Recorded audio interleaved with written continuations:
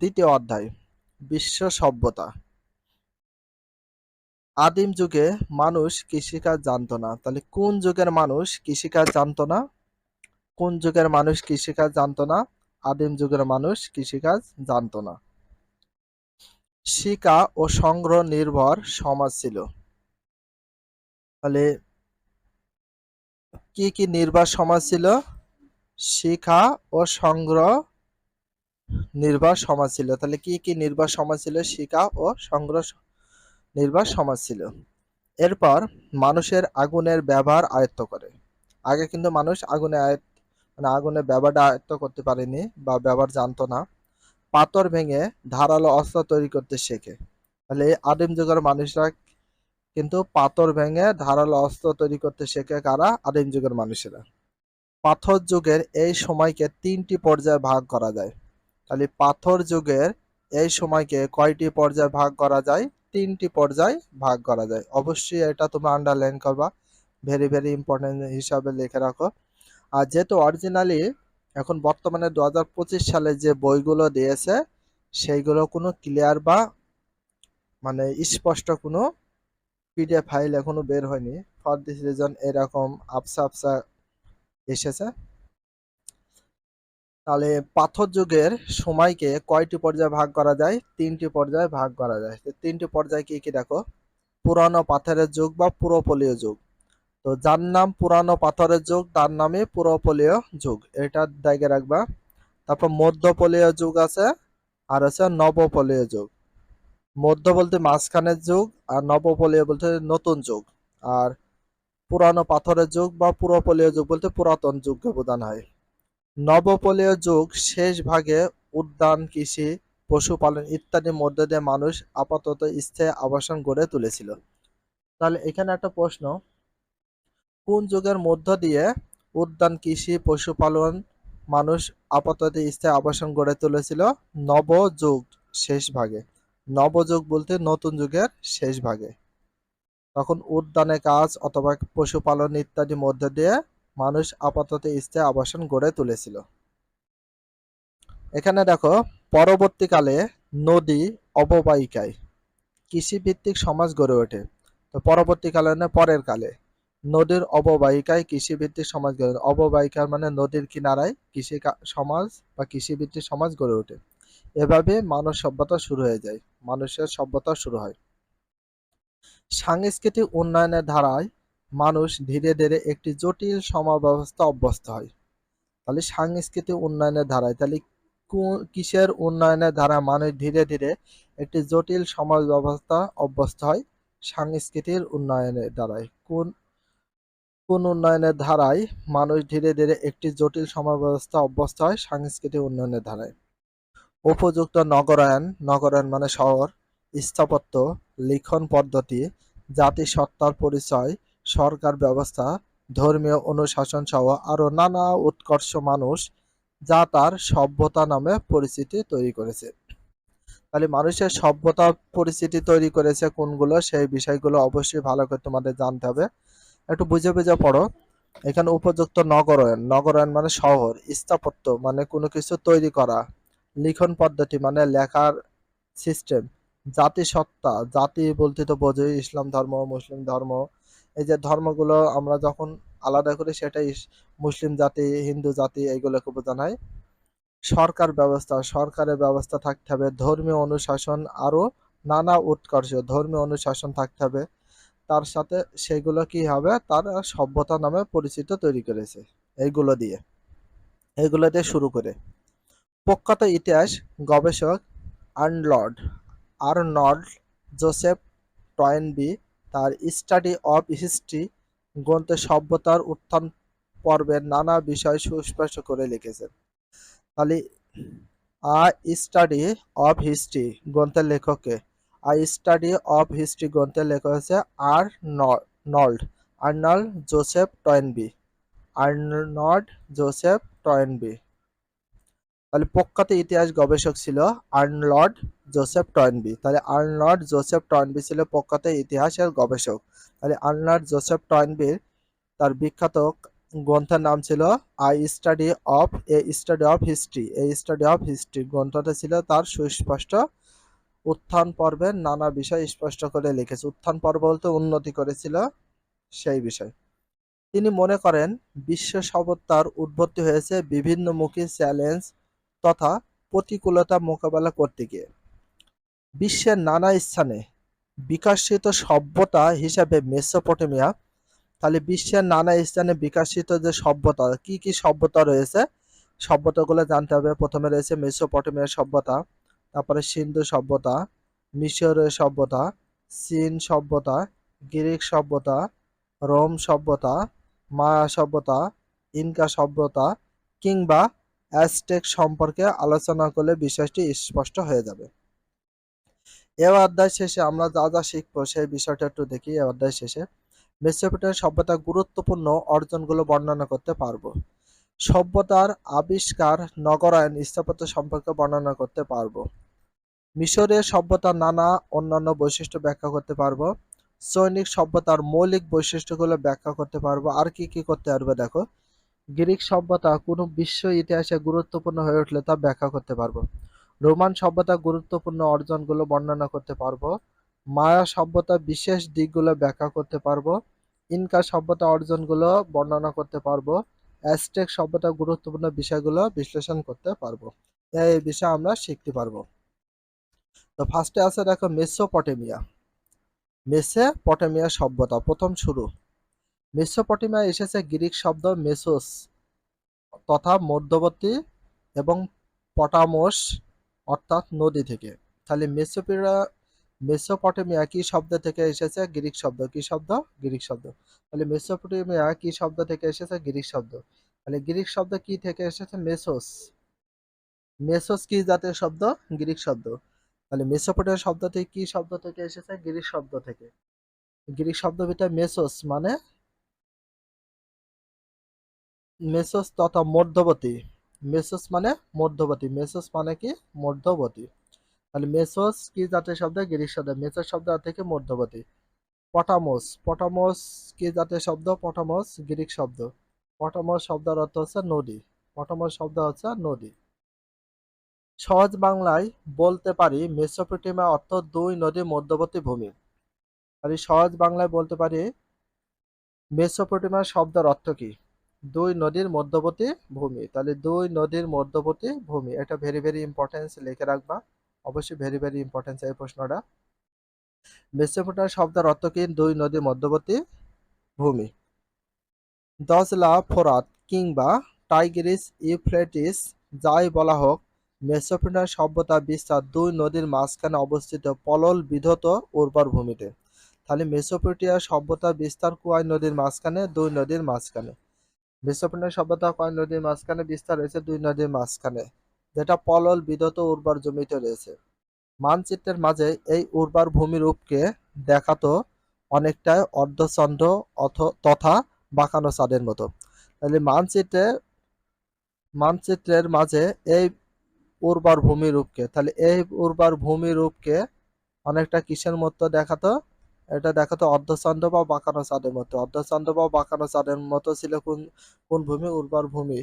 মেসোপটেমিয়ার দুই নদীর মধ্যবর্তী ভূমিকে বোঝানো হয়েছে। তাই এর নাম দেওয়া হয়েছে ফার্টাইল ক্রিসেন্ট। তাহলে এই ভূমিকে কি নাম দেওয়া হয়েছিল? Fertile crescent. মেসোপটেমিয়ার মধ্যবর্তী যে দুই ভূমি রয়েছে মধ্যবর্তী, সেই ভূমিকে কি বলা হয়? কি বলা হয় বা কি নামে ডাকা হয়? ফার্টাইল ক্রিসেন্ট বলা হয়। কি বলা হয়? ফার্টাইল ক্রিসেন্ট বলা হয়। মূলত ইরাক, সিরিয়া, লেবানন, ফিলিস্তিন আর জর্ডান মিলেই এই ফার্টাইল ক্রিসেন্ট বিস্তার। তাহলে কোন কোন দেশ মিলে ফার্টাইল ক্রিসেন্ট বিস্তার রয়েছে? একটা আছে ইরাক দেশ মিলে, সিরিয়া দেশ মিলে, লেবানন দেশ মিলে, ফিলিস্তিন দেশ মিলে আর জর্ডান। এই কয়টা দেশ? পাঁচটা দেশ মিলে কিন্তু ফার্টাইল ক্রিসেন্ট বিস্তার রয়েছে। অনেকে কুয়েতের উত্তরাংশ এবং তুরস্কের দক্ষিণ পূর্বাংশের পাশাপাশি ইরানের পশ্চিম দিকের একাংশ এই উর্বর অর্ধচন্দ্র আকৃতি ভূমিরূপ তথা ফার্টাইল ক্রিসেন্ট হিসেবে চিহ্নিত করেছেন।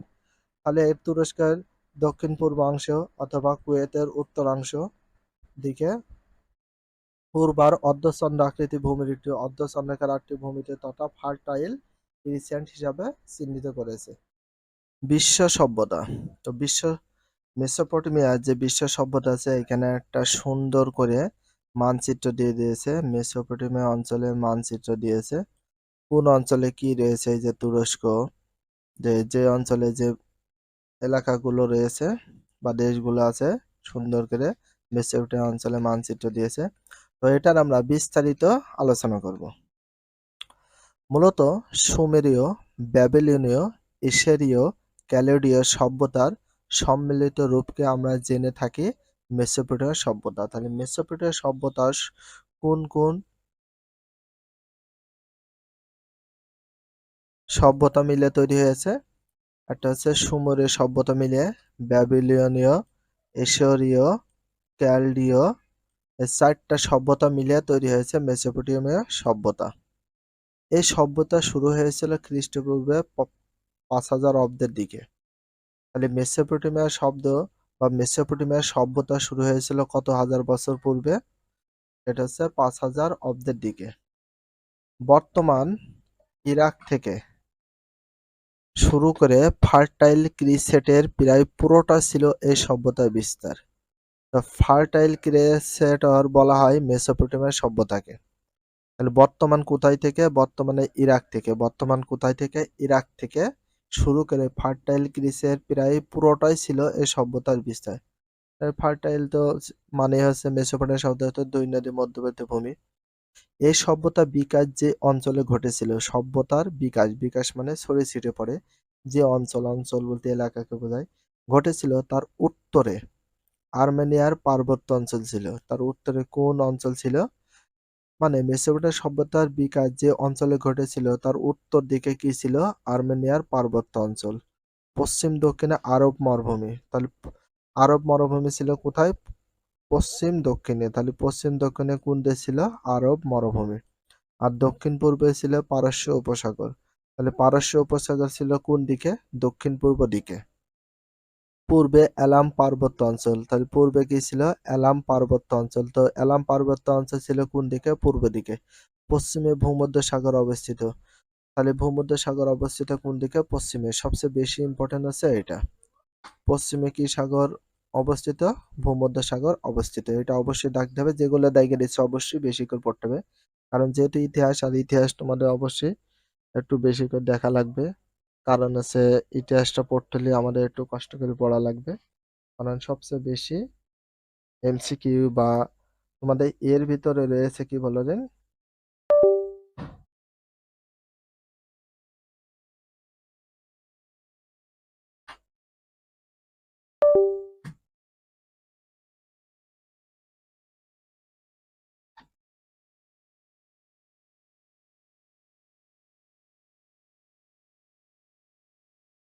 তো এখানে উত্তর পূর্বে দিকে উচ্চ পার্বত্য অঞ্চল মেসোপটেমিয়াকে প্রাকৃতিক প্রাচীরের সুবিধা দিয়েছে।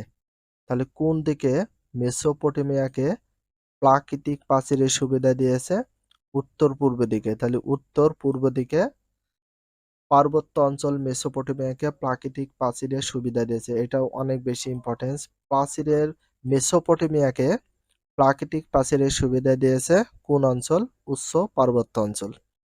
আর সেই সুযোগ কাজে লাগিয়ে সুমেরীয়, আক্কাদীয়, আমোরহাইট, ক্যাসাইট, অ্যাসিরীয়, ক্যালডীয় জাতিগোষ্ঠী মিলে প্রাচীনকালে এই ভূখণ্ডে একটি উন্নত সভ্যতা গড়ে তুলেছিল।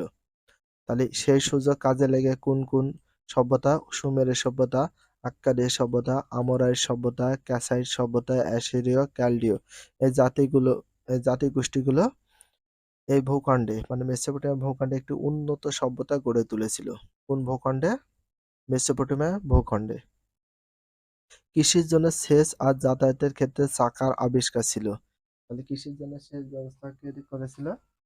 কৃষির জন্য সেচ ব্যবস্থা করেছিল হচ্ছে কৃষির জন্য সেচ ব্যবস্থা করেছিল এবং যাতায়াতের জন্য চাকার ব্যবস্থা করেছিল। তাহলে কৃষির জন্য সেচ আর যাতায়াতের জন্য চাকার আবিষ্কার ছিল এই সভ্যতার জন্য যুগান্তকারী অর্জন। এই অঞ্চলে বসতি গড়ে তোলায় প্রথম নেতৃত্ব দিয়েছিল সুমেরিয়া। তাহলে মেসোপটেমিয়া অঞ্চলে বসতি গড়ে তোলার প্রথম নেতৃত্ব দিয়েছিল কারা? সুমেরীয়রা। এটা অনেক বেশি ইম্পর্টেন্স দেখে রাখবা। তাহলে মেসোপটেমিয়া অঞ্চলে বসতি গড়ে তোলায় প্রথম নেতৃত্ব দিয়েছিল কারা? সুমেরু সভ্যতারা। তাহলে প্রথম নেতৃত্ব দিয়েছিল সুমেরু সভ্যতারা। এটা ভেরি ভেরি ইম্পর্টেন্স দেখে রাখো। পুরাতাত্ত্বিক মানে পুরানো খনন করে মেসোপটেমিয়ার ইউবেইদ অঞ্চলে কয়েকটি জনবসতি পাওয়া গিয়েছে। তাহলে পুরাতাত্ত্বিক খনন করে মানে কি খনন করে ইউবেইদে অঞ্চলে কয়েকটি জনবসতি পাওয়া গিয়েছে? পুরাতাত্ত্বিক খনন করে। কি খনন করে? পুরাতাত্ত্বিক খনন করে। কোথায় পাওয়া গেছে? মেসোপটেমিয়ায় পাওয়া গেছে। কোন অঞ্চলে? ইউবেইদ অঞ্চলে। ইউবেইদের মতো ওয়ার্কার সংস্কৃতি সুমেরীয় ভাষায় ইউরুক বা সেমেটিক ভাষায় ইরেস নামে পরিচিত। তাহলে ইউবেইদের মতো ওয়ার্কা সংস্কৃতি সুমেরীয় ভাষায় ইউরুক, সুমেরীয় ভাষায় কি বলা হয়? ইউরিক, আর সেমেটিক ভাষায় ইরেস নামে পরিচিত। এই সংস্কৃতি আদি মানে আগে বা পুরানো, প্রাচীন সাক্ষরতা যুগের প্রোটো-লিটারেট মেসোপটেমিয়ার কথা জানা দিচ্ছে। প্রাথমিক যুগের সংস্কৃতি হিসাবে মানে প্রথম যুগের সংস্কৃতি, প্রাথমিক মানে প্রথম বোঝানো বা প্রধান যুগের সংস্কৃতি হিসাবে এই ওয়ার্কাতে উন্নত মানের মৃৎপাত্র তৈরির প্রমাণ পাওয়া গেছে। তাহলে প্রাথমিক যুগের সংস্কৃতি হিসাবে ওয়ার্কাতে উন্নত মানের কি পাওয়া গেছে? মৃৎপাত্র মানে মাটির পাত্র তৈরির প্রমাণ পাওয়া গেছে। তার মানে অনেক যুগে প্রথম দিকে সুমেরু সভ্যতা বা মেসোপটেমিয়া সভ্যতার প্রথম দিকে আদি প্রাচীন কালে যে মৃৎপাত্র তৈরির প্রমাণ পাওয়া গেছে মানে মাটির পাত্র তৈরির। ইয়ান্নাই অবস্থিত দেবতা আনুর। খালি ইয়ান্নাই অবস্থিত দেবতা আনুর মন্দির এবং ইউরুক এর জিগুরাট তথা শ্বেত মন্দির। তাহলে ইয়ান্নাই অবস্থিত দেবতা আনুর মন্দির। তাহলে দেবতা আনুর মন্দির কোথায় অবস্থিত? ইয়ান্নাই। দেবতা আনুর মন্দির কোথায় অবস্থিত? ইয়ান্নাই। তাহলে ইয়ান্নাই অবস্থিত রয়েছে দেবতা আনুর মন্দির। তাহলে দেবতা আনুর মন্দির কোথায় অবস্থিত? ইয়ান্নাই। তাহলে ইয়ান্নাই অবস্থিত রয়েছে কোন মন্দির? দেবতা আনুর মন্দির। এবং ইউরুকের জিগুরাট তথা শ্বেত মন্দির রয়েছে। তাহলে ইউরুকের জিগুরাট শ্বেত মন্দির। তাহলে শ্বেত মন্দির কোথায় রয়েছে? ইউরুকের জিগুরাটে। সংস্কৃত উল্লেখযোগ্য স্থাপত্য নিদর্শন রয়েছে। তাহলে এটা অবশ্যই ভালো করে তোমাদের দায়িত্বে রাখতে হবে। দজলা ফোরাত নদীর তীরে মেসোপটেমিয়া সভ্যতার প্রাথমিক বিকাশের সময়কাল হিসাবে মনে করা হয় ৩৫০০ থেকে ৩০০০ খ্রিস্টপূর্বকে। তাহলে দজলা ফোরাত নদীর তীরে মেসোপটেমিয়া সভ্যতার প্রাথমিক বিকাশের সময়কাল হিসাব মনে করা হয় ৩৫০০ থেকে ৩০০০ ৩৫০০ থেকে ৩০০০ খ্রিস্টপূর্বাব্দকে বোঝানো হয়েছে। তখন এই অঞ্চলের নিচু মানে নিচু জায়গা, সমতলে সমান জায়গায় প্রথম সংস্কৃতির চিহ্ন পাওয়া গেছে। তাহলে প্রথম সংস্কৃতির চিহ্ন পাওয়া গেছে নিচু সমতল অঞ্চলে। ধারণা করা হয় ৪০০০ খ্রিস্টপূর্বের সেই দিকে কয়েকটি জনগোষ্ঠী এই অঞ্চলে বসতি গড়ে তুলেছিল। তাহলে ক হাজার বছর পূর্বে, খ্রিস্টপূর্বে ৪০০০ বছর পূর্বে ধারণা করা হয়েছে। কিন্তু ধারণা করা হয়েছে ৪০০০ খ্রিস্টপূর্বের শেষের দিকে মানে একদম লাস্টের দিকে কয়েকটি জনগোষ্ঠী এ অঞ্চলে বসতি গড়ে তুলেছিল, বসতি। প্রাথমিক দিকের মেসোপটেমিয়াতে গড়ে উঠেছিল কিছু নগরাষ্ট্র। তাহলে প্রথম দিকে মেসোপটেমিয়াতে গড়ে উঠেছিল কি? নগরাষ্ট্র। তাহলে কোন দিকে মেসোপটেমিয়া গড়ে উঠেছিল কিছু নগরাষ্ট্র? প্রাথমিক দিকে। কোন দিকের? প্রাথমিক দিকে। আবার প্রাথমিক দিকে মেসোপটেমিয়াতে গড়ে উঠেছিল কিছু নগরাষ্ট্র। তাহলে প্রাথমিক দিকে গড়ে উঠেছিল কিছু নগরাষ্ট্র কোন সভ্যতার সময়? মেসোপটেমিয়া সভ্যতার সময়। যেমন উর, ইউরুক, লাগাস, উম্মা প্রভৃতি। এগুলো প্রাচীন গ্রাম সময়ের চেয়ে আকারে বেশ বড় ছিল এই নগরাষ্ট্রগুলো। মানে প্রাচীন গ্রাম সময়ে, প্রাচীন মানে আদি যুগের বা প্রাচীনকালের গ্রাম তো ছিল, তাদের চেয়ে আকারে বেশ বড় ছিল নগরাষ্ট্রগুলো। নগরাষ্ট্রের ভিতরে উর ছিল, ইউরুক ছিল, লাগাস ছিল আর উম্মা, এই ৪টা নগরাষ্ট্র তখন গড়ে উঠেছিল প্রথম দিকে। পাশাপাশি এখানে অর্থনৈতিক ও রাজনৈতিক ক্রিয়া কাণ্ডের কেন্দ্রভূমি গড়ে উঠেছিল। তাহলে পাশাপাশি কিসের ক্রিয়াকাণ্ডের কেন্দ্রভূমি গড়ে উঠেছিল, তার ভিতরে ছিল অর্থনৈতিক আর রাজনৈতিক ক্রিয়াকাণ্ডের কেন্দ্রভূমি গড়ে উঠেছিল তখন। সভ্যতার মূল অর্জন সমূহ। সভ্যতার উন্মেষ পর্বে হিসাবে মনে করা যেতে পারে 3000 খ্রিস্টপূর্বে সময়কালকে। তাহলে সভ্যতার উন্মেষ পর্ব হিসাবে মনে করা যেতে পারে কত সময়কালকে? 3000 খ্রিস্টপূর্বাব্দ সময়কালকে। তাহলে 3000 পূর্ব খ্রিস্টাব্দে সময়কালকে বোঝানো হয়েছে। এ সময়ের শেষ দিকে মেসোপটেমিয়া টাইগ্রিস ইউফ্রেটিস নদীর পানিকে বাদ দিয়ে কৃষিকাজের প্রয়োজন সেচের জন্য ব্যবহার করতে থাকে। মেসোপটেমিয়ারা কোন নদীর পানিকে বাদ দিয়ে সেচের জন্য ব্যবহার করতে থাকে? কোন নদীর পানিকে বাদ দিয়ে? মেসোপটেমিয়ারা টাইগ্রিস আর ইউফ্রেটিস। টাইগ্রিস এবং ইউফ্রেটিস দুটা নদীকে বাদ দিয়ে তারা কি করে? সে জমিতে সেচের জন্য ব্যবহার করতে থাকে। তারা প্রচুর খাল খননের মাধ্যমে বন্যা প্রতিরোধ করতে পেরেছিল। তাহলে প্রচুর কি খননের মাধ্যমে বন্যাকে প্রতিরোধ করেছিল মেসোপটেমিয়ারা? প্রচুর খাল খননের মাধ্যমে। কিসের মাধ্যমে? প্রচুর খাল খননের মাধ্যমে। প্রাচীন মেসোপটেমিয়ার মূল আবিষ্কার একটি ছিল চাকা। এটা ভেরি ভেরি ইম্পর্টেন্স হিসাবে লিখে রাখো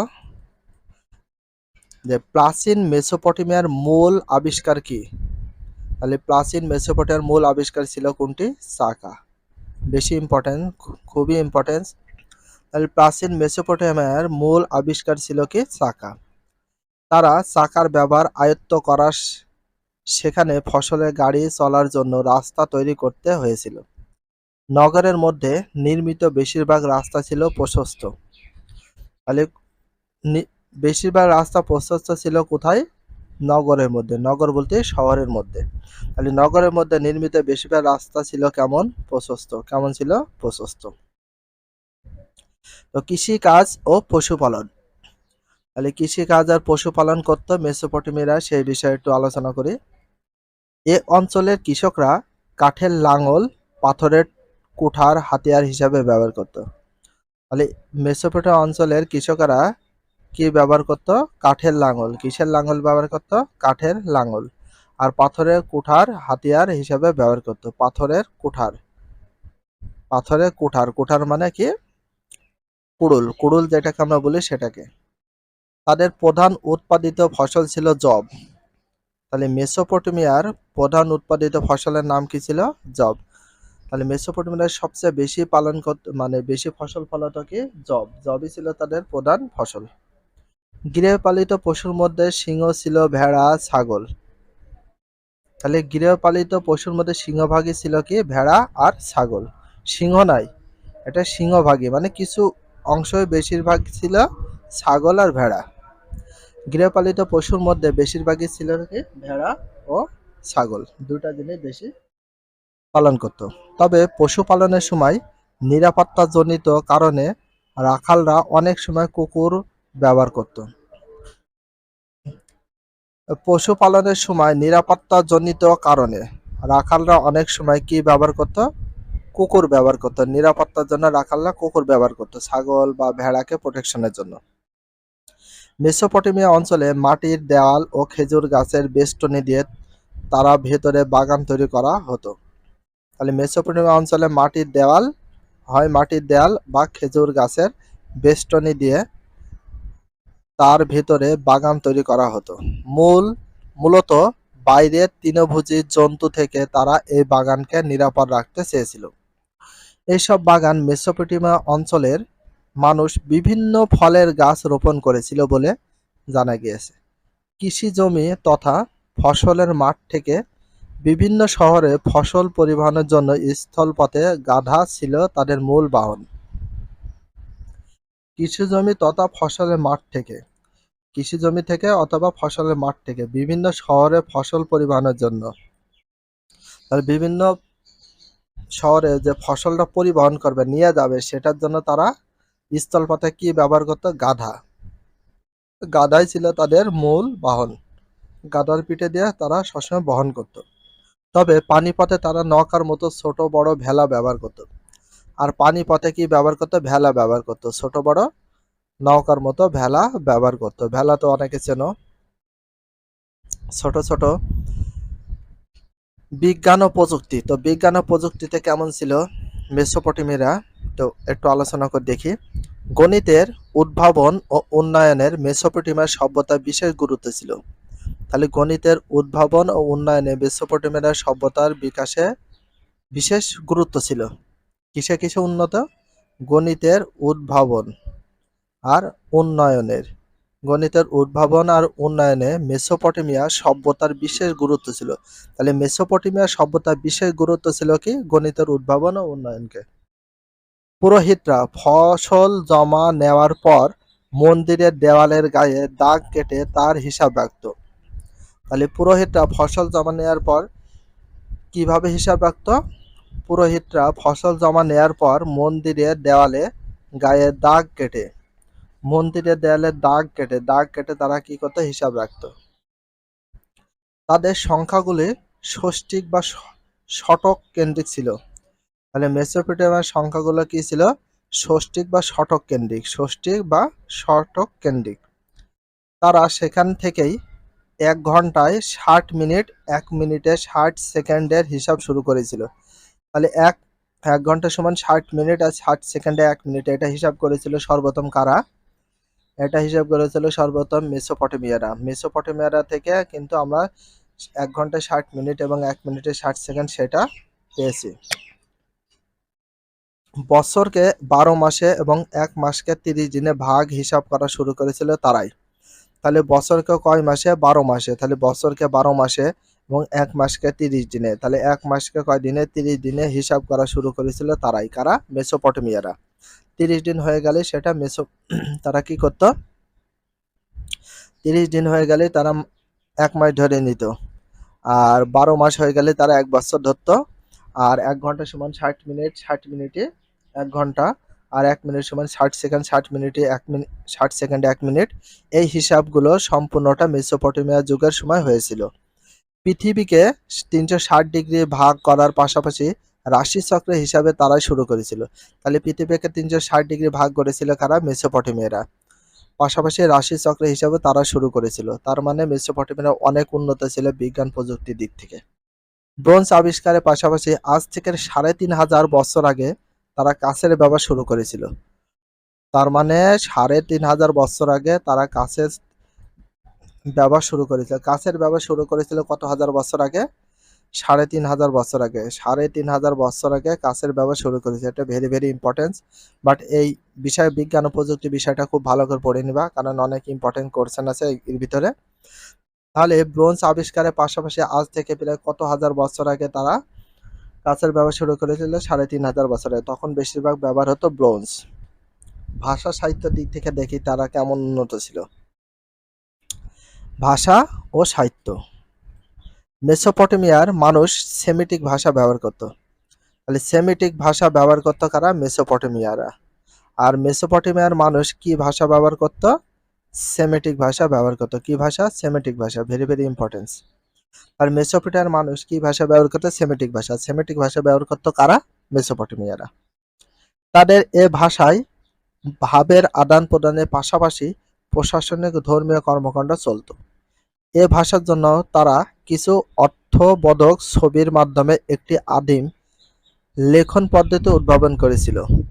মানে ভাষার জন্য তারা কিছু অর্ধপদক ছবির মাধ্যমে একটি আদিম লেখন পদ্ধতি আবিষ্কার করেছিল। চিত্রধর্মী এই পদ্ধতিতে কাদামাটির উপর নল খাগড়া সুসালো মাথা দিয়ে লিখে তারা তা শুকিয়ে নিত। আনুমানিক ৫,৫০০ বছর পূর্বে লিখিত বর্ণমালার দলিল পাওয়া গিয়েছে মেসোপটেমিয়া থেকে। আনুমানিক কত হাজার বছর পূর্বে? আনুমানিক প্রায় ৫,৫০০ বছর পূর্বের। তাহলে ৫,৫০০ বছর পূর্বে লিখিত বর্ণমালার দলিল পাওয়া গিয়েছে মেসোপটেমিয়া থেকে। তাহলে মেসোপটেমিয়া অনেক উন্নত ছিল। তারা তাদের নিজস্ব ভাষায় গিলগামেশ নামের মহাকাব্য রচনা করেন। তাহলে মেসোপটেমিয়ারা গিলগামেশ মহাকাব্য কারা আবিষ্কার করে বা মহাকাব্য রচনা করেছিল কারা? মেসোপটেমিয়ারা। মেসোপটেমিয়ারা গিলগামেশ মহাকাব্যটি রচনা করে। তাহলে মহাকাব্য, তাহলে গিলগামেশ কিসের নাম? মহাকাব্যের নাম। তাহলে মহাকাব্য, মেসোপটেমিয়ার মহাকাব্যের নাম কি ছিল? গিলগামেশ। তাহলে গিলগামেশ মহাকাব্যটি কারা তৈরি করেছিল, রচনা করেছিল? মেসোপটেমিয়া। Very very importance. এবার দেখো নগর, নগর নিয়ে দেখি তারা কতটা সচেতন ছিল। নদীর তীরে অবস্থিত মেসোপটেমিয়ার সিংহভাগ শহরে কেন্দ্রিক ছিল দুর্গ বেষ্টিক। তাহলে নদীর তীরে অবঞ্চিত মেসোপটেমিয়ার সিংহভাগ শহরে কেন্দ্র ছিল দুর্গ বেষ্টিত। তার দুর্গ বেষ্টিত ছিল। মেসোপটেমিয়ার সিংহভাগ শহরে কেন্দ্রিক ছিল দুর্গ বেষ্টিত। কোথায়? নদীর তীরে। কোথায় অবস্থিত মেসোপটেমিয়ার? নদীর তীরে অবস্থিত। দুর্গের দেওয়াল ছিল রোদে শুকানো ইট দ্বারা নির্মিত। এই ইটগুলো পোড়ানোর ক্ষমতা তখন আয়ত্তে আসেনি তাদের। বিশেষ ইউরোক শহরে ৬ মাইল দীর্ঘ দুর্গ ঘেরা একটি অঞ্চল আবিষ্কার করা সম্ভব হয়েছে। তাহলে ইউরোক শহরে ৬ মাইল দীর্ঘ দুর্গ ঘেরা একটি অঞ্চল আবিষ্কার করা সম্ভব হয়েছে। কোথায়? ইউরোকে। কত মাইল দুর্গে, মানে দূরে? ৬ মাইল দূরে দুর্গ ঘেরা একটা অঞ্চল আবিষ্কার করা সম্ভব হয়েছে। প্রত্নতাত্ত্বিকদের ধারণা, মানে পুরাণতাত্ত্বিকদের ধারণা, কিংবদন্তি বীর রাজা গিলগামেশের দুর্গ নির্মাণ করেছিল। তাহলে দুর্গ নির্মাণ করেছিল কে? গিলগামেশ। কে নির্মাণ করেছিল? গিলগামেশ। ইউরোক দুর্গ। এ সময় নির্মিত বেশিরভাগ নগর নগরায়ণ তোরণ ছিল। প্রতিটি তোরণের সামনে শক্তিশালী সেনাবাহিনী পাহারা দিত। বিশ্ব সভ্যতা, আইন ও বিচার। পারস্যের সিপার দুর্গে মাটি খুঁড়ে পাওয়া গেছে একটি কালো সবুজ পাথরের তৈরি স্মৃতিস্তম্ভ। তাহলে পারস্যের সিপার দুর্গে, তাহলে কোথায়? পারস্যের সিপার দুর্গে মাটি খুঁড়ে পাওয়া গেছে একটি কালো সবুজের পাথরের স্তম্ভ। তাহলে কি পাওয়া গেছে? একটি স্তম্ভ। কেমন? কালো সবুজের পাথরের তৈরি একটা স্তম্ভ পাওয়া গেছে। কোথায় পাওয়া গেছে? পারস্যের সিপার দুর্গে। তাহলে একটি কালো সবুজ পাথরের তৈরি স্তম্ভ পাওয়া গেছে কোথায়? পারস্যের সিপার, পারস্যের সিপার দুর্গে। পারস্যের সিপার দুর্গে কি খুঁড়ে পাওয়া গেছে? মাটি খুঁড়ে পাওয়া গেছে কালো সবুজ পাথরে একটি স্মৃতিস্তম্ভ। এই পাথরে সংকলিত হয়েছে প্রখ্যাত হাম্মুরাবির আইন। তাহলে এই পাথরে সংকলিত হয়েছে, সংকলিত মানে লেখা হয়েছে, প্রখ্যাত হাম্মুরাবির আইন। তাহলে প্রখ্যাত হাম্মুরাবির আইনের বিষয় লেখা আছে কোথায়? এই স্মৃতিস্তম্ভ। বর্তমানে পাথরের স্তম্ভটি প্যারিসের লুভ জাদুঘরে সংরক্ষিত আছে। বর্তমানে পাথরের যে স্তম্ভ পেয়েছিল হাম্মুরাবির আইনের লেখা কালো সবুজ পাথর যে পেয়েছিল, এটা কোথায় রয়েছে? প্যারিসের লুভ জাদুঘরে। তাহলে প্যারিসে রয়েছে। কোথায় রয়েছে? প্যারিসের কোন জাদুঘরে? লুভ জাদুঘরে সংকলিত আছে, সংরক্ষিত আছে। তাহলে লুভ জাদুঘরে সংরক্ষিত আছে। তাহলে বর্তমানে পাথরের স্তম্ভটি প্যারিসের লুভ জাদুঘরে সংরক্ষিত আছে। আর এই পিডিএফ ফাইলগুলো খুব একটা বেশি ক্লিয়ার নাই, এই জন্য এরকম কালার হয়েছে। আর তোমরা অবশ্যই ভালো করে সেইগুলো একটু দেখে নাও, কারণ তোমাদের বইয়ের সাথে আর এখানে যে পিডিএফ গুলো সেগুলো খুব একটা ভালো ক্লিয়ার নাই। ৮ ফুট উঁচু এই পাথরের উপরে অংশ রয়েছে একটি ভাস্কর্য। তাহলে ৮ ফুট উঁচু কালো কালো সবুজ যে পাথরের স্তম্ভটি পাওয়া গেছে সেটা কয় ফুট উঁচু ছিল? ৮ ফুট উঁচু। এর উপরে রয়েছে একটি ভাস্কর্য। তাহলে ৮ ফুট উঁচু পাথরের উপরে রয়েছে কি? একটি ভাস্কর্য। এই পাথরের নিচের দিকে লেখা হয়েছে ২৮২টি আইনের ধারা। তাহলে এই পাথরের নিচের দিকে লেখা হয়েছে কয়টি ধারা? ২৮২টি আইনের ধারা। হাম্মুরাবির আইন, এটা কার আইন ছিল? হাম্মুরাবির আইন ছিল। কতটি লেখা হয়েছে? কতটি ধারা লেখা হয়েছে আইনের? ২৮২টি ধারা লেখা হয়েছে এই হাম্মুরাবির আইন পাথর বা স্মৃতিস্তম্ভটিতে। দেশে আইন শৃঙ্খলা প্রতিষ্ঠার পাশাপাশি দুষ্ট এবং অসৎ লোকদের ধ্বংস করে দুর্বলকে রক্ষা করার প্রয়োজনে এই আইন প্রবর্তন করা হয়েছিল। তার মানে দেশের আইন শৃঙ্খলা প্রতিষ্ঠার পাশাপাশি দুষ্ট অসৎ লোকদের ধ্বংস করে দুর্বলকে রক্ষা করার প্রয়োজনে এই আইন প্রবর্তন করা হয়েছিল। কারণ এখানে অনেক বেশি ইম্পর্টেন্স এই কোশ্চেনটা, অবশ্যই ভালো করে তুমি দেখে নেবে। তাহলে যে পাথরে কালো সবুজ পাথরে যে স্মৃতিস্তম্ভটা পাওয়া গেছে এটা কার আইন লেখা ছিল? হাম্মুরাবির আইন লেখা ছিল। কয়টি অক্ষরে লেখা ছিল, কয়টি আইনে ধারা লেখা ছিল? 282টা আইনে ধারা লেখা ছিল। বিশেষ করে এটা লেখা হয়ে এই আইন শৃঙ্খলা প্রতিষ্ঠার পাশাপাশি সে দুষ্টু বা অসৎ ব্যক্তিদের সে কি করে, ধ্বংস করে দেয়, মেরে ফেলে, পতন ঘটিয়ে দেয় এবং যারা দুর্বল লোক ছিল, গরিব অসহায় দুর্বল লোকদের সে সাহায্য বা প্রয়োজনে আইন প্রবর্তন করা হয়েছিল। দেখি ধর্ম বিষয়ে কেমন আলোচনা করা হয়েছে। ধর্ম। প্রাচীন মেসোপটেমিয়া অঞ্চলের মানুষের প্রাথমিক ধর্মবিশ্বাস ছিল ঐহিক তথা পার্থিব। প্রাচীন মেসোপটেমিয়া অঞ্চলের মানুষের প্রাথমিক ধর্মবিশ্বাস ছিল ঐহিক ও তথা পার্থিব। ঐহিক তথা পার্থিব কেমন ছিল? ঐহিক তথা পার্থিব। কোন অঞ্চলের মানুষের প্রাথমিক ধর্ম বিশ্বাস ছিল ঐহিক তথা পার্থিব? প্রাচীন মিশরের, প্রাচীন মেসোপটেমিয়ায়, প্রাচীন মেসোপটেমিয়াতে। মৃত্যু পরবর্তী জীবনের অস্তিত্ব সম্পর্কে তাদের তেমন ধারণা ছিল না। পরকালের জীবনকে গুরুত্ব দেয়নি বলে মৃতদেহের সমাধি প্রথা ছিল সাদামাটা। তাহলে পরবর্তী জীবনকে তারা কখনো গুরুত্বই দেয়নি, এই কারণে তাদের মৃতদেহের সমাধি প্রথা ছিল সাদামাটা। সিম্পল ভাবে মাটি দিত বা সেটা সমাধি করে দিত মারা যাওয়ার পরে। সুমেরীয় ধর্মের নৈতিকতা, আধ্যাত্মিকতা কোনোটাই বিশেষ স্থান পায়নি। মানে সুমেরীয় ধর্মে তো নৈতিকতা কোনো স্থান পায়নি এবং আধ্যাত্মিকতার কোনোটাই স্থান পায়নি। তারা জীবনমুখী একটি সহজবোধ্য ধর্মের অনুসারী ছিল বলে অনুমান করা হয়ে থাকে। তাদের ধর্মীয় বিশ্বাসের প্রমাণ হিসাবে পাওয়া গেছে শহর সংলগ্ন দেব মন্দির। তাদের ধর্মীয় বিশ্বাসের প্রমাণ পাওয়া গেছে কোন মন্দির? আসলে মন্দির যেহেতু ছিল, অবশ্যই তারা অন্য ধর্মাবলম্বী ছিল, হিন্দু থাকতে পারে। তাদের ধর্মীয় বিশ্বাসের প্রমাণ হিসাবে পাওয়া গিয়েছে শহরের সংলগ্ন দেব মন্দির। দেব মন্দির দেখে ধর্ম বিশ্বাস নিয়ে তাদের একটা আইডিয়া আসে। পাহাড় সদৃশ্য সিঁড়ির ধাপ কেটে তৈরি এই মন্দিরকে বলা হতো জিগুরাত। তাহলে পাহাড় সদৃশ্য সিঁড়ির ধাপ কেটে, তাহলে পাহাড় সদৃশ্য সিঁড়ির ধাপ কেটে এই মন্দিরকে বলা হতো কি? জিগুরাত। জিগুরাত কি বলা হয়? জিগুরাত বলা হয়। পাহাড় সদৃশ্য সিঁড়ির ধাপ কেটে তৈরি হয়েছিল এই মন্দিরকে, এর জন্য কি বলা হয়? জিগুরাত।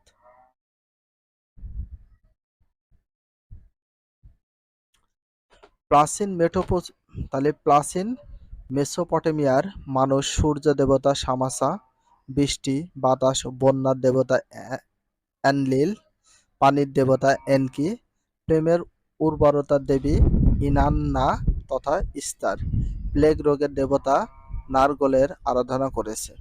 তাহলে প্রাচীন মেসোপটেমিয়ার মানুষের সূর্য দেবতা শামাস। তাহলে প্রাচীন মেসোপটেমিয়ার মানুষ সূর্য দেবতাকে কি ছিল? সূর্য দেবতা ছিল শামাস। তাহলে প্রাচীন মেসোপটেমিয়ার মানুষের সূর্য দেবতার নাম কি ছিল? শামাস ছিল। প্রাচীন মেসোপটেমিয়ার বৃষ্টি, বাতাস ও বন্যার দেবতা ছিল এনলিল। কি ছিল? এনলিল। আর পানির দেবতা ছিল এনকি। পানির দেবতার নাম কি ছিল? এনকি। এগুলো প্রাচীন মেসোপটেমিয়ার মানুষের। প্রেমের উর্বরতার দেবী ইনান্না। প্রেমের উর্বরতার দেবীর নাম ছিল ইনান্না তথা ইস্তার। আর প্লেগ রোগের দেবতা নারগলের আরাধনা করেছে। তাহলে প্লেগ রোগের দেবতার নাম কি? নারগল। দেবদেবীর উদ্দেশ্যে এরা তেল, মাখন, শাকসবজি, ফল ফুল, খাদ্য প্রভৃতি উৎসর্গ করত। তাদের প্রধান ধর্ম মন্দির জিগুরাতে থাকতেন তাদের পুরোহিত রাজা। তাদের প্রধান ধর্ম মন্দির ছিল জিগুরাতে। তাহলে তাদের প্রধান ধর্ম মন্দির ছিল জিগুরাত। থাকতেন তাদের পুরোহিত রাজা। ওখান থেকে তিনি পাতেজি ধর্ম পরিচালনা করতেন। তাহলে ওখান থেকে তিনি কি ধর্ম পরিচালনা করতেন? পাতেজি ধর্ম পরিচালনা করতেন। কারা? জিগুরাতে মন্দিরের পুরোহিতরা। রাজনৈতিক বৈশিষ্ট্য কেমন ছিল একটু দেখি। ধর্ম বিশ্বাস সম্পর্কে আমরা একটু দেখলাম। রাজনৈতিক বৈশিষ্ট্যটা দেখি। বিভিন্ন সময় বহিঃশক্তি মানে বিভিন্ন সময় বাইরের শক্তি এই সভ্যতাকে আক্রমণ করে পর্যুদস্ত করেছে। প্রতিবেশী রাষ্ট্রগুলোর পারস্পরিক আক্রমণ প্রতি আক্রমণের মধ্য দিয়ে এর রাজনৈতিক ইতিহাস আবর্তিত হয়েছে। তাই এই অঞ্চলের জাতিসত্তা ছিল বিভিন্ন জাতির মিশ্রণে গড়া। এরা সামাজিক ও অর্থনৈতিক জীবন গড়ে উঠেছিল সময় ও স্থান ভিত্তিতে একটু আলাদা ধারায়। সিন্ধু সভ্যতা, তাহলে সিন্ধু সভ্যতা নিয়ে আমরা একটু পড়ি। পটভূমি, সিন্ধু সভ্যতার পটভূমি।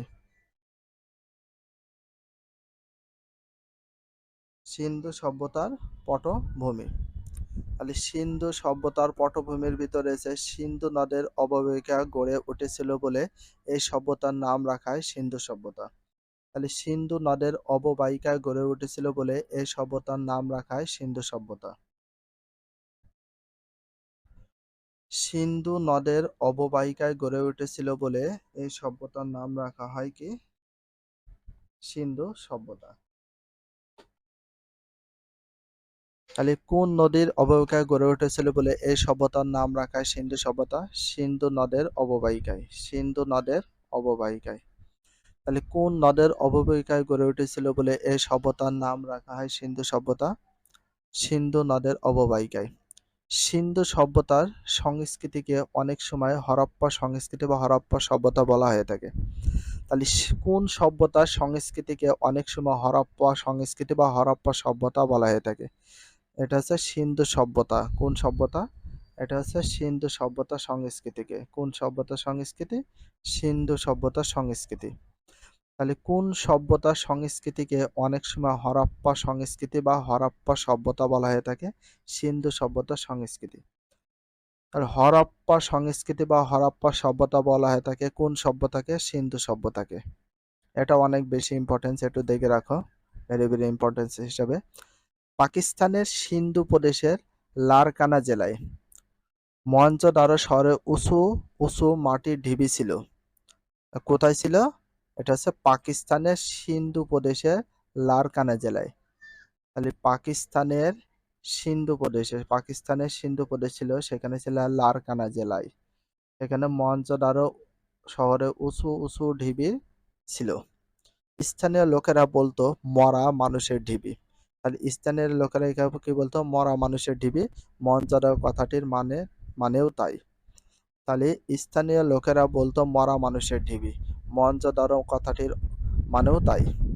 বাঙালি পুরা পুরাতত্ত্ববিদ রাখাল দাস বন্দ্যোপাধ্যায়ের নেতৃত্বে পুরাতত্ত্ব বিভাগের লোকেরা ওই স্থানে বৌদ্ধ স্তূপের ধ্বংসাবশেষ আছে ভেবে মাটি খুঁড়তে থাকেন।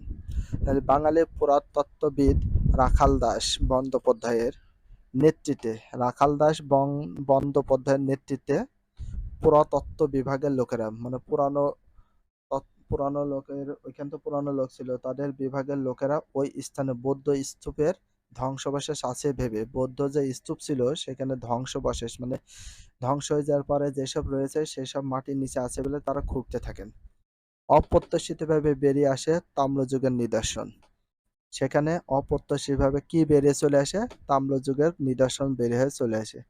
অপ্রত্যাশিতভাবে, তারা আশাই করেনি যে তাম্রযুগের নিদর্শন বের হয়ে চলে আসবে।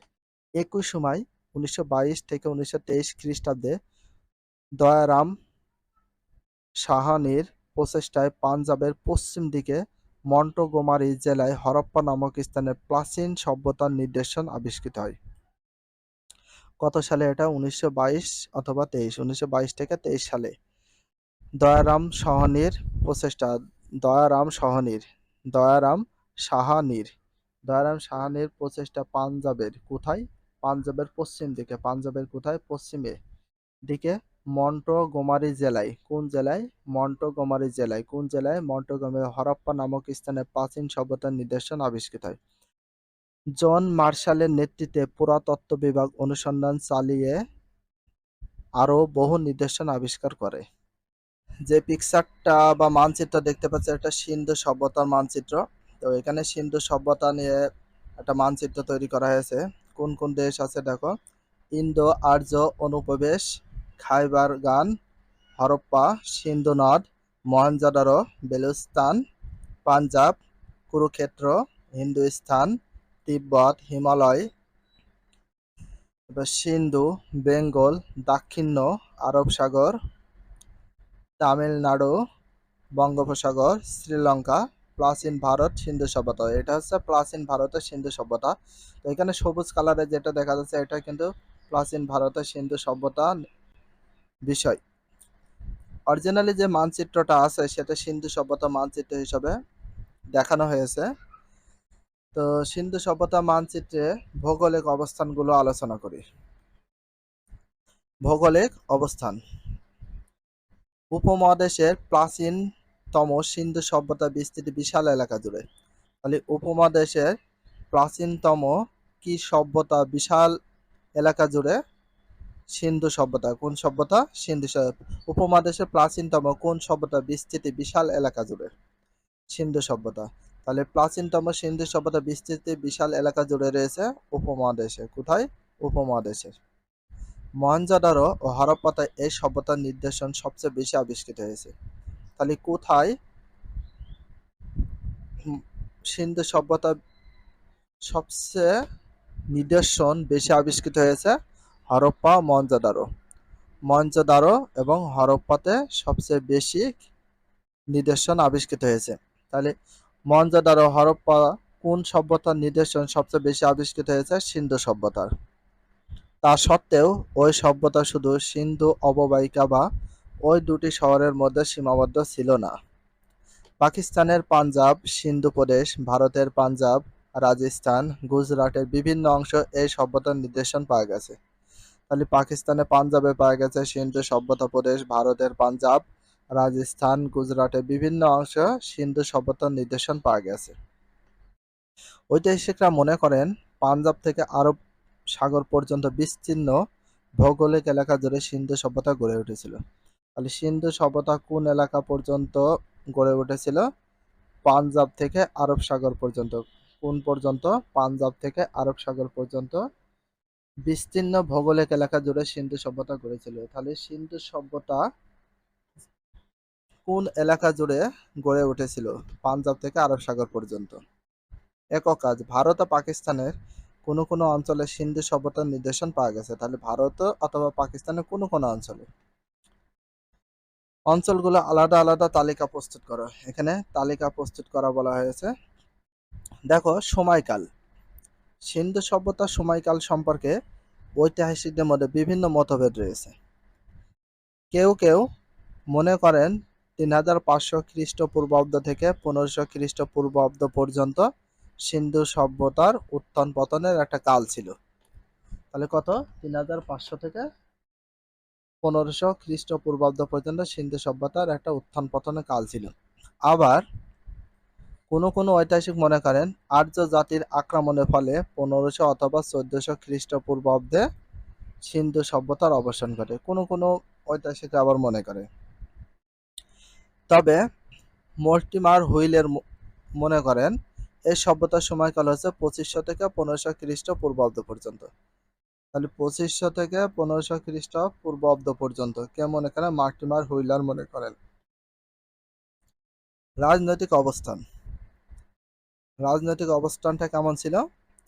সিন্ধু সভ্যতার জনগণের রাজনৈতিক জীবন ও শাসন প্রণালী সম্পর্কে কিছুই জানা যায় না।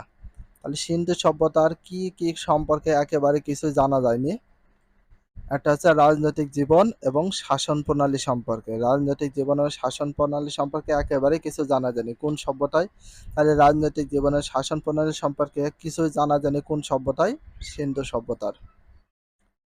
মহেঞ্জোদারো হরপ্পা নগর বিন্যাস প্রায় একই রকম ছিল। তাহলে মহেঞ্জোদারো যেমন ছিল হরপ্পা ছিল। তাহলে মহেঞ্জোদারো হরপ্পা কোন সভ্যতার নিদর্শন ছিল? এটা হচ্ছে সিন্ধু সভ্যতা। এগুলো ধ্বংসাবশেষ দেখে নিশ্চিতভাবে বোঝা যায় যে পূর্ব পরিকল্পনা অনুযায়ী উঁচু ভিতের ওপর শহরগুলো নির্মাণ করা হয়েছিল। তাহলে পূর্ব পরিকল্পনা অনুযায়ী উঁচু ভিত। তাহলে মহেঞ্জোদারো নগর, হরপ্পা নগর এটা কিন্তু অনেক উঁচু ঢিপের ওপরে বা ভিতের ওপর তৈরি করা হয়েছিল। শহরগুলো এক পাশে উঁচু ভিত্তির ওপর একটি করে নগর দুর্গ নির্মাণ করা হতো। তাহলে শহরগুলো এক পাশে উঁচু ভিত্তির ওপর কি নির্মাণ করা হতো? নগর দুর্গ নির্মাণ করা হতো। তাহলে শহরগুলো এক পাশে উঁচু ভিত্তির ওপর একটি করে কি নির্মাণ করা হতো? নগর দুর্গ নির্মাণ করা হতো। চারদিকে থাকতো প্রাচীর দ্বারা সুরক্ষিত। আর নগরগুলো চারিদিকে কি দ্বারা সুরক্ষিত থাকতো? প্রাচীর দ্বারা সুরক্ষিত থাকতো। তাহলে চারদিকে থাকতো কি দ্বারা সুরক্ষিত? প্রাচীর দ্বারা। নগরের শাসনকর্তারা নগর দুর্গে বাস করতেন। তাহলে সিন্ধু সভ্যতা নগরের শাসনকর্তারা কোথায় বাস করত? নগর দুর্গে বাস করতেন। তাহলে নাগ- নগরের শাসনকর্তারা নগর দুর্গে বাস করতেন কোন সভ্যতার শাসনকর্তারা? এটা হচ্ছে সিন্ধু সভ্যতার শাসনকর্তারা। প্রশাসনিক বাড়িঘরেও দুর্গের মধ্যে ছিল। তাহলে প্রশাসনিক যত বাড়িঘর ছিল সেটাও কিন্তু দুর্গের ভিতরে ছিল। নগরে ছিল প্রবেশদ্বার। দুর্গ বা বিরাট অট্টালিকা দেখে মনে হয় একই ধরনের কেন্দ্রীভূত শাসন ব্যবস্থা যুগ যুগ ধরে নগর দুটিতে প্রচলিত ছিল। তাহলে দুর্গ বা বিরাট অট্টালিকা দেখে মনে হয় একই ধরনের কেন্দ্রীভূত শাসন ব্যবস্থা যুগ যুগ ধরে দুটি নগরীতে প্রচলিত ছিল। সে দুটি নগরী কি ছিল? মহেঞ্জোদারো আর হরপ্পা। এই প্রশাসন জনগণের জীবনযাত্রা নিয়ন্ত্রণ করত। সামাজিক অবস্থা। সিন্ধু সভ্যতার যুগে মানুষ সমাজবদ্ধ পরিবেশ বসবাস করত। তাহলে কোন যুগে মানুষ সমাজবদ্ধ পরিবেশে বসবাস করত? সিন্ধু সভ্যতার যুগে। তাহলে সিন্ধু সভ্যতার যুগে মানুষ কেমন ভাবে বসবাস করত? সমাজবদ্ধ পরিবেশ বসবাস করত। সেখানে একক পরিবার পদ্ধতি চালু ছিল। তাহলে সিন্ধু সভ্যতায় কেমন পরিবারের পদ্ধতি চালু ছিল? একক পরিবার। একক বলতে যেটা আলাদাভাবে থাকা। তাহলে সিন্ধু সভ্যতার পরিবারের পদ্ধতি ছিল কেমন? একক। সিন্ধু সভ্যতার যুগে সমাজে শ্রেণী বিভাগ ছিল। তাহলে কোন যুগে সমাজে শ্রেণী বিভাগ ছিল? সিন্ধু সভ্যতার যুগে সমাজে শ্রেণী বিভাগ ছিল। সব লোক সমান সুযোগ সুবিধা পেত না। সমাজ ধনী দরিদ্র দুই শ্রেণীতে বিভক্ত ছিল। সমাজ কয় শ্রেণীতে বিভক্ত ছিল? দুই শ্রেণীতে বিভক্ত ছিল। তাহলে সিন্ধু সভ্যতার যুগে সমাজ কয় শ্রেণীতে বিভক্ত ছিল? দুই শ্রেণীতে। একটা ধনী এবং আর একটা দরিদ্র, দুই শ্রেণীতে বিভক্ত ছিল। এটা ভেরি ভেরি ইম্পর্টেন্স, অবশ্যই দেখে রাখবা। কৃষকরা গ্রামে বাস করত। তাহলে গ্রামে বাস করত কারা? কৃষকরা। আর কৃষকরা কোথায় বাস করত? গ্রামে বাস করত। শহরে ধনী ও শ্রমিকদের জন্য আলাদা আলাদা বাসস্থান নিদর্শন পাওয়া গেছে। তাহলে ধনী ও শ্রমিকদের আলাদা আলাদা বাসস্থান নিদর্শন পাওয়া গেছে কোথায়? শহরে। কোথায়? শহরে। অনেকগুলো প্রশ্ন দেখো। আর এভাবে কিন্তু পড়ার নিয়ম, প্রতিটা প্রশ্ন নিজে করতে হবে, নিজে উত্তর তৈরি করতে হবে। আর যেগুলো ইম্পর্টেন্ট লাইন সেগুলো আমরা কিন্তু আন্ডারলাইন করে রাখছি, আর ভেরি ভেরি ইম্পর্টেন্স গুলো চিহ্নিত করে দিয়েছি। আর সবচেয়ে বেস্ট অফ ইম্পর্টেন্ট যেগুলো সেগুলো অবশ্যই তোমাদের নোট ডাউন করে নিতে হবে, নোট করে নিতে হবে খাতায়। পোশাক পরিচ্ছদের জন্য তারা মূলত সুতা ও পশম ব্যবহার করত। তাহলে পোশাক পরিচ্ছদের জন্য তারা মূলত কি ব্যবহার করত? সুতা ও পশম ব্যবহার করত। কারা? সিন্ধু সভ্যতার মানুষেরা। সিন্ধু সভ্যতার সমাজ ব্যবস্থা ছিল মাতৃতান্ত্রিক। তাহলে সিন্ধু সভ্যতার সমাজ ব্যবস্থা ছিল কেমন? মাতৃতান্ত্রিক। তাহলে সিন্ধু সভ্যতার সমাজ ব্যবস্থা ছিল কেমন? মাতৃতান্ত্রিক। তাহলে মাতৃতান্ত্রিক সমাজ ব্যবস্থা ছিল কোন সভ্যতা? সিন্ধু সভ্যতার। নারীরা খুবই শৌখিন ছিল। তাদের প্রিয় অলংকারের মধ্যে ছিল হার, আংটি, দুল, বিছা, বাজুবন্ধ, চুড়ি, বালা, পায়ের মল খুবই তাদের জনপ্রিয় ছিল। আর নারীরা সবচেয়ে বেশি কি ছিল? শৌখিন, মানে বিলাসীপূর্ণ ছিল। তারা নকশা করা দীর্ঘ পোশাক পরতো। তাহলে তারা নকশা করা কি পোশাক পরতো? দীর্ঘ পোশাক পরতো, মানে বড় বড় নকশা করা পোশাক পরতো। পুরুষরা অলংকার ব্যবহার করত। পুরুষরাও অলংকার ব্যবহার করত। কোন সভ্যতা যুগে? সিন্ধু সভ্যতা যুগে। তাদের সমাজ ব্যবস্থা এমন ছিল। আর অর্থনৈতিক অবস্থা কেমন ছিল সেটা দেখে। তাহলে সিন্ধু সভ্যতা অর্থনৈতিক অবস্থা কেমন ছিল? সিন্ধু সভ্যতা অর্থনীতি ছিল মূলত কৃষি নির্ভর। তাহলে সিন্ধু সভ্যতা অর্থনীতি কি নির্ভর ছিল? কৃষি নির্ভর। তাহলে সিন্ধু সভ্যতার অর্থনীতি মূলত ছিল কি নির্ভর? কৃষি নির্ভর। তাহলে অর্থনীতি ছিল মূলত কৃষি নির্ভর কোন সভ্যতার? সিন্ধু সভ্যতার। এটা ভেরি ভেরি ইম্পর্টেন্স, দেখে রাখবা। তাছাড়াও অর্থনীতি আর একটি বড় দিক ছিল পশুপালন। সিন্ধু সভ্যতা কিন্তু অর্থনীতির আরেকটি দিক ছিল, তারা কিন্তু প্রচুর পশুপালন করত। কি করত? পশুপালন। কৃষি ও পশুপালনের পাশাপাশি মৃৎপাত্র নির্মাণ, ধাতু শিল্প, বয়ন শিল্প, অলংকার নির্মাণ, পাথরের কাজ ইত্যাদি তারা যথেষ্ট উন্নতি লাভ করেছিল। মানে কৃষিকাজও করত, পশুপালনের পাশাপাশি তারা আরো কি কি করত দেখো। মৃৎপাত্র মানে মাটির তৈরি পাত্র নির্মাণ করত। ধাতু শিল্প যে কোনো লোহা ইস্পাত দিয়ে কোনো কিছু তৈরি করত। বয়ন শিল্প পোশাক পরিচ্ছদ তৈরি করত। অলংকার নির্মাণ যে কোনো সোনা অথবা রূপা দিয়ে তারা কি করতো, অলংকার তৈরি করতো, পাথরের কাজও করতো তারা। তাহলে এইগুলো বিষয় তাদের সময় খুবই উন্নতি লাভ করেছিল। এই উন্নত মানের শিল্প পণ্য বিক্রয়ের উদ্দেশ্যে সেখানকার বণিকরা বিদেশের সঙ্গে বাণিজ্য যোগাযোগ রক্ষা করে চলতো। তখন এইসব পণ্যগুলো বিক্রি করার জন্য বিদেশের ব্যবসায়ীদের সাথে তারা খুব ভালোভাবে যোগাযোগ রক্ষা করত। বণিকদের সাথে আফগানিস্তান, বণিক বলতে যারা নৌকা করে ব্যবসা বাণিজ্য করে, যেমন আফগানিস্তান ছিল, বেলুচিস্তান ছিল, মধ্য এশিয়া ছিল, পারস্য ছিল, মেসোপটেমিয়া, দক্ষিণ ভারত, রাজপুতনা, গুজরাট প্রভৃতি দেশের সঙ্গে বাণিজ্য যোগাযোগ ছিল। তাহলে কোন কোন দেশের সাথে তাদের বাণিজ্যিক যোগাযোগ ছিল? এই যেগুলো, আফগানিস্তান, তারপরে বেলুচিস্তান, মধ্য এশিয়া, পারস্য, এমনকি মেসোপটেমিয়া, দক্ষিণ ভারত এবং রাজপুতনা অথবা গুজরাটি, এসব প্রভৃতি দেশের সঙ্গে তাদের বাণিজ্যিক যোগাযোগ ছিল খুব ভালো। ধর্মীয় অবস্থা কেমন ছিল দেখো। সিন্ধু সভ্যতার কোনো মন্দির বা মঠের চিহ্ন পাওয়া যায়নি। তাহলে সিন্ধু সভ্যতায় কিসের কিসের চিহ্ন পাওয়া যায়নি দেখো, কোনো মন্দির বা মঠের চিহ্ন পাওয়া যায়নি কোন সভ্যতায়? সিন্ধু সভ্যতায়। তাহলে মানে কোন সভ্যতায় কোনো মন্দির বা মঠের চিহ্ন পাওয়া যায়নি? সিন্ধু সভ্যতায়। যে কারণে তাদের ধর্ম বিশ্বাস সম্পর্কে সুস্পষ্ট ধারণা করা সম্ভব হয় না, কারণ মন্দির বা কোনো কিছু দেখা দেয়নি। মন্দির বা উপাসনা গৃহের অস্তিত্ব না থাকলেও স্থানে স্থানে অসংখ্য পোড়ামাটির নারী মূর্তি পাওয়া গেছে। ধারণা করা হয় তারা ওই ধরনের দেবী মূর্তির পূজা করত। সিন্ধুবাসীর মধ্যে মাতৃপূজা খুব জনপ্রিয় ছিল। তাহলে সিন্ধুবাসীর মধ্যে কোন পূজা খুব জনপ্রিয় ছিল? মাতৃপূজা, মানে মায়ের পূজা। তাহলে কোন সভ্যতার মধ্যে মাতৃপূজা খুব জনপ্রিয় ছিল? এটা হচ্ছে সিন্ধু সভ্যতার মধ্যে। কোন সভ্যতার মধ্যে? সিন্ধু সভ্যতার মধ্যে। আমি যেভাবে প্রশ্ন করছি উত্তর দিচ্ছি সেম তোমরা এইভাবে পড়বা, তাহলে বেশি মনে থাকবে। আর আন্ডারলাইন করে রাখছি ইম্পর্টেন্ট লাইনগুলো। তাছাড়া তারা দেব দেবী মনে করে বৃক্ষ, পাথর, সাপ এবং পশু পাখির উপাসনা করত। সিন্ধুবাসী পরলোকে বিশ্বাস করত, যে কারণে কবরে মৃতের ব্যবহার করার জিনিসপত্র ও অলংকার রেখে দিত। তাহলে সিন্ধুবাসী পরলোকে বিশ্বাস করত, যে কারণে কবরে মৃতের ব্যবহার করার জিনিসপত্র অলংকার রেখে দিত। একক কাজ। 1 নাম্বার, সিন্ধু সভ্যতার নারীদের প্রিয় অলংকার একটি তালিকা প্রস্তুত করো। 2 নাম্বার, সিন্ধু সভ্যতার বিভিন্ন শিল্পের সমৃদ্ধির সঙ্গে ব্যবসা বাণিজ্যের সমৃদ্ধির কি সম্পর্ক সেটা উল্লেখ করতে হবে। তার সাথে দেখো সিন্ধু সভ্যতার অবদান।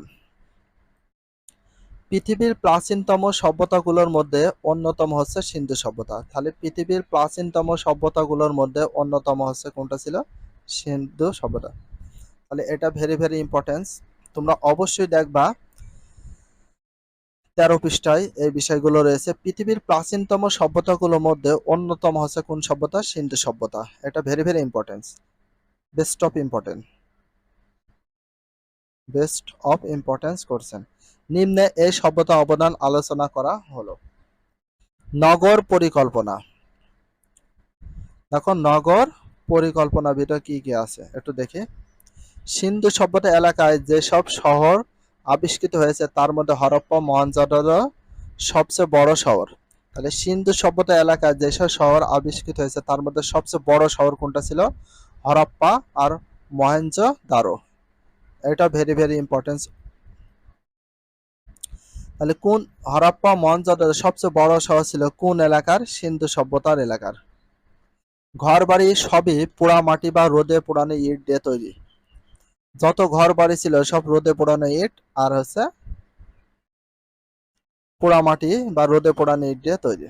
শহরগুলোর বাড়ির নকশা থেকে সহজে বোঝা যায় যে সিন্ধু সভ্যতা যুগের অধিবাসীরা উন্নত নগর কেন্দ্রিক জীবন যাপন অভ্যস্ত ছিল। নগর কেন্দ্রিক। হরপ্পা ও মহেঞ্জোদারো নগর পরিকল্পনা একই রকম ছিল। নগরীর ভেতর দিয়ে চলে গেছে পাকা রাস্তা। নগরের ভেতর দিয়ে কি চলে গেছে? পাকা রাস্তা। পাকা রাস্তা ছিল তখনকার সময়। রাস্তাগুলো ছিল সোজা, যত রাস্তা ছিল সবচেয়ে সোজা ছিল। প্রত্যেকটা বাড়িতে খোলা জায়গা, কূপ ও স্নানাগার ছিল। এমন কোনো বাড়ি ছিল না যে খোলা জায়গা, কূপ বা স্নানাগার ছিল। কূপ বলতে এখন বর্তমানে তো নলকূপ হয়েছে, যেটা হচ্ছে আমরা টিউবওয়েল বা কল বলি, আগে ছিল কূপ ছিল। আর স্নানাগার বলতে বাথরুম, যেটা আমরা যেখানে গোসল করি বা ল্যাট্রিন করি, অথবা যেটাকে আমরা বলি বাংলায় পায়খানাগার, শৌচাগার, এই বিষয়গুলো। জল নিষ্কাশনের জন্য ছোট নর্দমাগুলোকে মূল নর্দমার সাথে সংযত করা হতো। রাস্তাঘাট পরিষ্কার পরিচ্ছন্ন রাখা হতো। পথের ধারে ছিল সারিবদ্ধ ল্যাম্পপোস্ট। তখনকার সময় প্রতিটা পথে বা রাস্তায় ল্যাম্পপোস্ট ছিল। পরিমাপ পদ্ধতি কেমন ছিল দেখি। সিন্ধু সভ্যতা। সিন্ধু সভ্যতা যুগের অধিবাসীদের দ্রব্যের ওজন পরিমাপ করতে শিখেছিল। তাহলে কোন যুগের অধিবাসীরা দ্রব্যের ওজন পরিমাপ করতে শিখেছিল? সিন্ধু সভ্যতা যুগের অধিবাসীরা। তাদের এই পরিমাপ পদ্ধতি আবিষ্কার সভ্যতার জন্য গুরুত্বপূর্ণ অবদান বলে বিবেচিত। তাহলে পরিমাপ পদ্ধতির আবিষ্কার সভ্যতার জন্য গুরুত্বপূর্ণ অবদান বলে বিবেচিত কোন সভ্যতা? সিন্ধু সভ্যতা। তারা বিভিন্ন দ্রব্য ওজনের জন্য নানা মাপের ভিন্ন ভিন্ন আকৃতি বাটখারা ব্যবহার করত। দাগ কাটা স্কেল দিয়ে দৈর্ঘ্য মাপার পদ্ধতি তাদের জানা ছিল।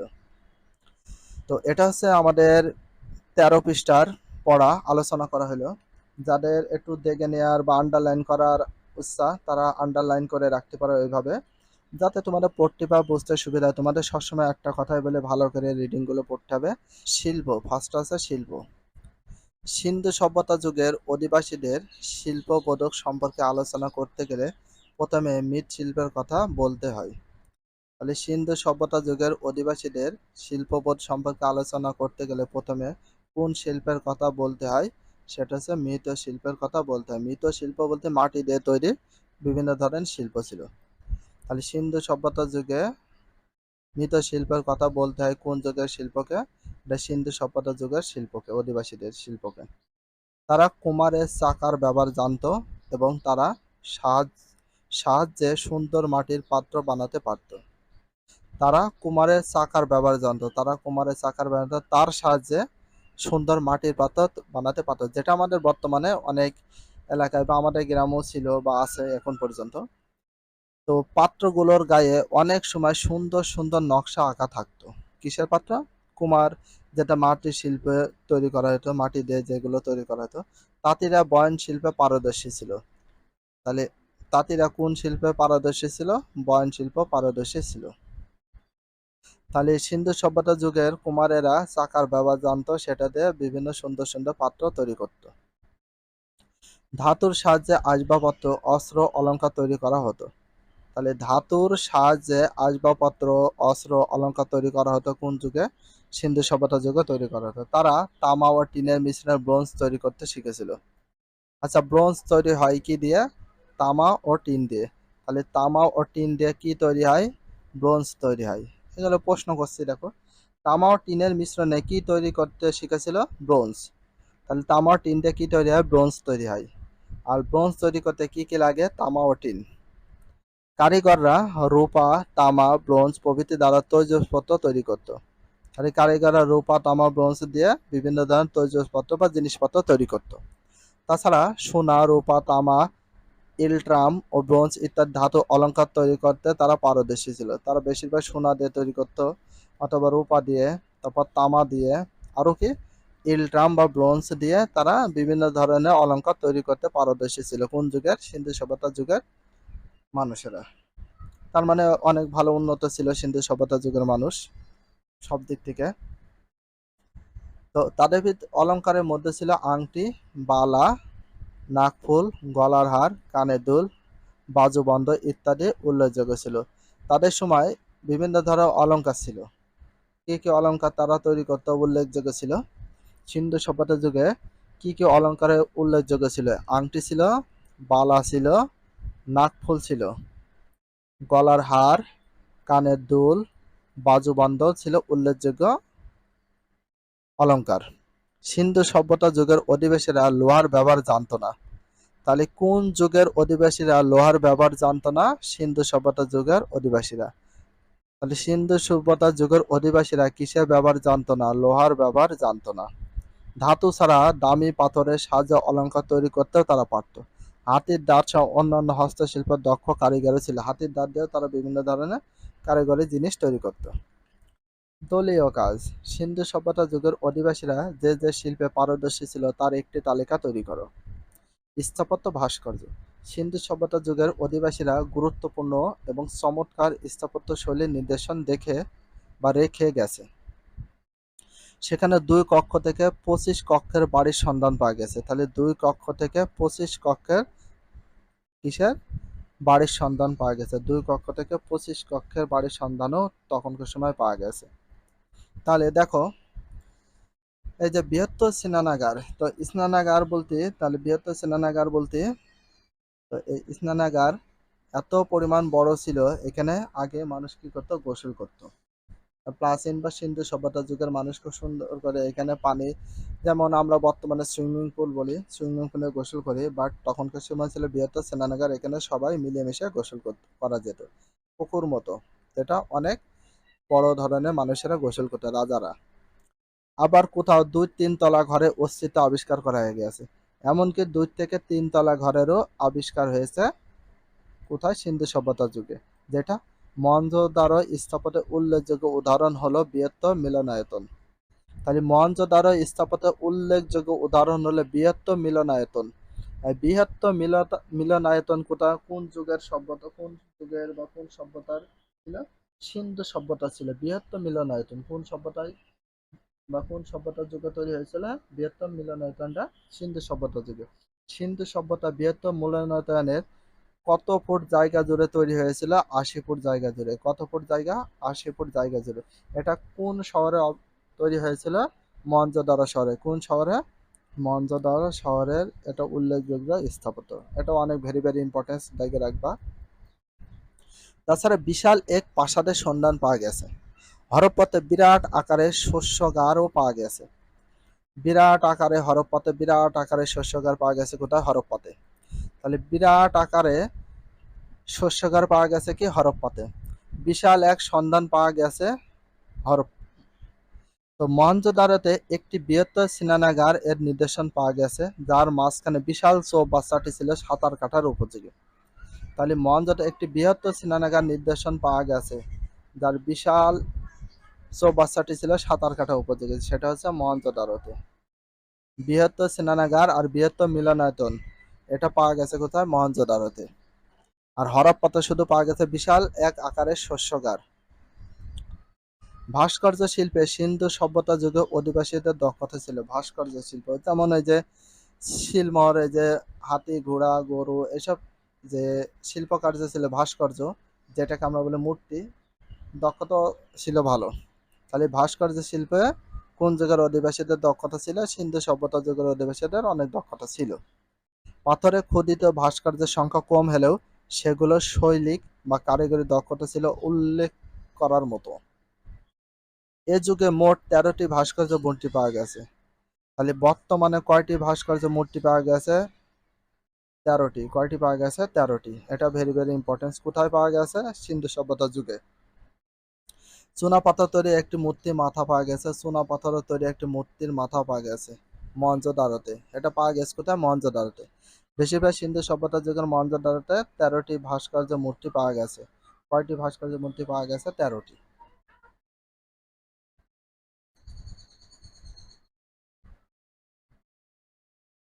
তো এখনো যারা দাগনি, তো এই বিষয়গুলো তোমরা সুন্দর করে আন্ডারলাইন করে রাখতে পারো। আমরা বেস্ট অফ ইম্পর্টেন্ট গুলো দেওয়ারে সবসময় চেষ্টা করি, যে সবসময় চেষ্টা করে একটু ভালো করে সেগুলো দায়গা দেয়া, যাতে তোমাদের বুঝতে সুবিধা হয়, এমনকি পড়তে সুবিধা হয়। অনেকে তো আমরা পড়তে পারি না রিডিং, যে কিভাবে প্রশ্ন করে পড়বো, কেমন করে আন্ডারলাইন করে রাখবো। আর প্রতিটা লাইন কিন্তু তোমাদের উচিত বুঝে পড়ার। কোথায় পাওয়া গেছে নৃত্যরত একটি নারী মূর্তি? মহেঞ্জোদারোতে। কোথায় পাওয়া গেছে? মহেঞ্জোদারোতে। এছাড়া মাটির তৈরি ছোট ছোট মানুষ আর পশু মূর্তিও পাওয়া গেছে। এছাড়া মাটির তৈরি ছোট ছোট মানুষ আর পশু মূর্তিও পাওয়া গেছে। মানুষের মূর্তি অথবা পশু মূর্তিও পাওয়া গেছে। হরপ্পা মহেঞ্জোদারোতে প্রাপ্ত উল্লেখযোগ্য শিল্পকর্ম হলো বিভিন্ন ধরনের প্রায় ২৫০০ সিল।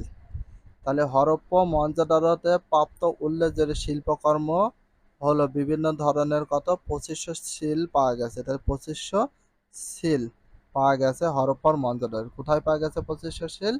হরপ্পার মহেঞ্জোদারোতে। কোথায় পাওয়া গেছে? হরপ্পার মহেঞ্জোদারোতে 2500 সিল পাওয়া গেছে। ধর্মীয়, ব্যবসা বাণিজ্যের প্রয়োজনে এগুলো ব্যবহৃত হতো।